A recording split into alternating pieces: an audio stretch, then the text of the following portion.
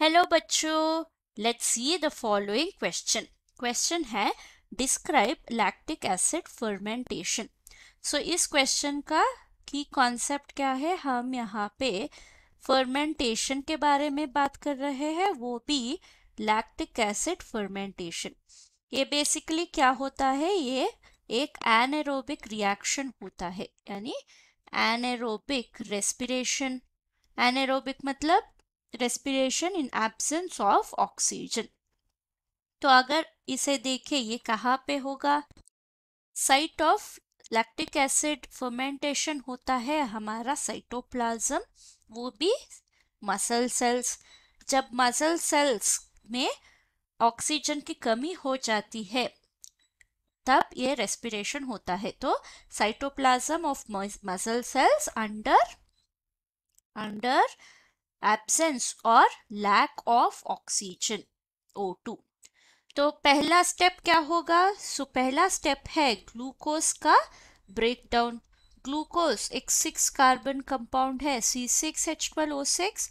ये ब्रेक होके हमारा पाइरुवेट को प्रोड्यूस करेगा। पाइरुवेट क्या होता है? पाइरुवेट है C3H3O3।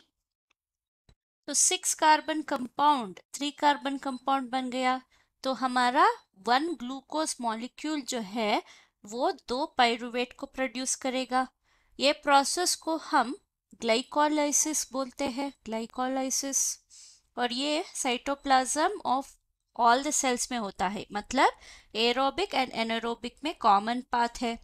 ये पाइरुवेट अगर एब्सेंस ऑफ ऑक्सीजन है तो हमारे मसल सेल में क्या होगा? ये पाइरुवेट जो है वो कन्वर्ट हो जाएगा टू लैक्टेट या लैक्टिक एसिड। सो लैक्टेट क्या होता है?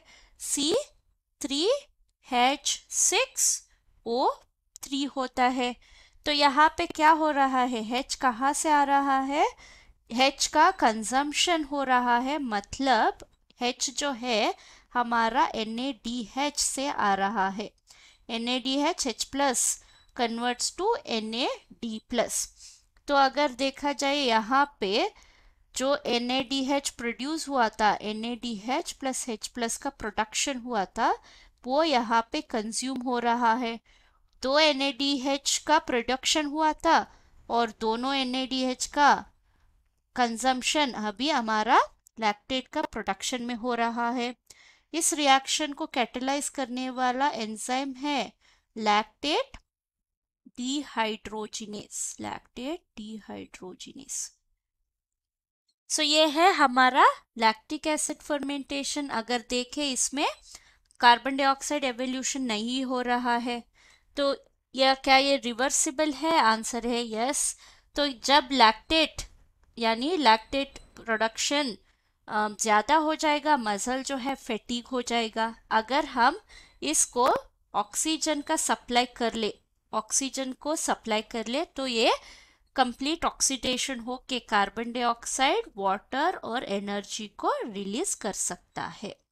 तो ये है हमारा लैक्टिक एसिड फर्मेंटेशन।